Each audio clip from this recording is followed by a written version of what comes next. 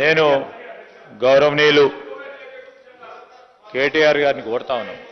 ఇది మేము కూడా ఒకటి అప్పీల్ చేయడం జరిగింది అధ్యక్ష. మేము ఆ మున్సిపల్ బిల్కి సంబంధించి కానీ ఇప్పుడు సీతక్క గారు కూడా ఒక అప్పీల్ చేయడం చాలా ఇంపార్టెంట్ బిల్కి సంబంధించి. ఇప్పుడు ఆరోపణలు ప్రత్యారోపణలు చేయాలనుకుంటే వేరే డిస్కషన్.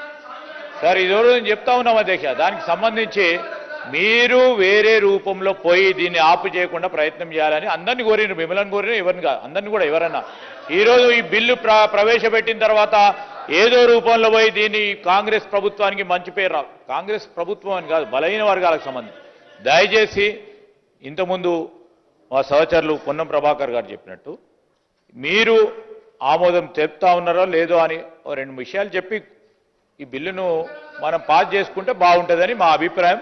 అదే మా సలహా, మా సూచన కూడా కోరుతా ఉన్నాం అధ్యక్ష. సీఎం గారు కనుక రాజకీయపరమైన అంశాలు మాట్లాడకపోతే మాకు కూడా మాట్లాడాల్సిన అవసరం లేదు. నేను సభ దృష్టికి, సభ్యుల దృష్టికి, రాష్ట్ర ప్రజల దృష్టికి వాస్తవాలు చెప్పాలి కాబట్టి నేను చెప్పాను. కానీ మాకు వేరే ఉద్దేశాలు లేవు అధ్యక్ష. సంపూర్ణంగా ఈ బిల్లును స్వాగతిస్తున్నాం, సహకరిస్తున్నాం, సలహాలు కూడా ఇస్తున్నాం. స్వీకరిస్తారా లేదా మీ విఘ్నత, అది దీనికి మేము చేయగలిగేది ఏమీ లేదు. కానీ వాస్తవాలు చెప్పాలి కాబట్టి 2018లో మేము జీవో తెచ్చిన మాట వాస్తవం. బలహీన వర్గాలకు 34% రిజర్వేషన్లు ఇవ్వాలని సంకల్పించి జీవో నంబర్ 396 తెచ్చిన మాట వాస్తవం. గోపాల్ రెడ్డి అనే నాయకుడు అడ్డుకున్న మాట వాస్తవం. వారు ముఖ్యమంత్రి గారికి దగ్గరి బంధువు అన్న మాట వాస్తవం. మహబూబ్ నగర్ జిల్లా అన్నది వాస్తవం. అందులో నేనే తప్పు చెప్పట్లేదు, వక్రీకరించట్లేదు. అట్లాగే అధ్యక్ష ఇంకొక మాట నేను చెప్పాలి అధ్యక్ష. ఒక్క మాట దయచేసి నేను ప్రభుత్వానికి కోరుతా ఉన్నా అధ్యక్ష. మీరు మాట్లాడితే ఇందాక వేరే ఫామ్లో రండి, మరి హౌస్ ఎన్ని రోజులు నడుపుతారో ఇప్పటివరకు చెప్పలేదు అధ్యక్ష. నిన్న మా హరీష్ రావు గారు, ప్రశాంత్ రెడ్డి గారు ఇద్దరు బీఎస్సీలో ఉన్నారు, అడిగారు 15 రోజులు నడపండి, ఎరువుల కొరత ఉంది, 15 రోజులు నడపండి, రాష్ట్రంలో వరదలు వచ్చి సమస్యలు ఉన్నాయి, 15 రోజులు నడపండి, బీసీల సమస్య చర్చిద్దాం, బీసీ డిక్లరేషన్కి ఒక రోజు పెట్టండి అధ్యక్ష. బీసీ డిక్లరేషను, ఫార్మర్ డిక్లరేషను, యువజన డిక్లరేషను, ఎస్సీ ఎస్టీ డిక్లరేషన్ పెట్టండి, 15 రోజులు హౌస్ నడపండి. కానీ ప్రభుత్వం పారిపోతుంది అధ్యక్ష, హౌస్ నడపడానికి సిద్ధంగా లేరు. మేమేం చేస్తాం అధ్యక్ష దానికి?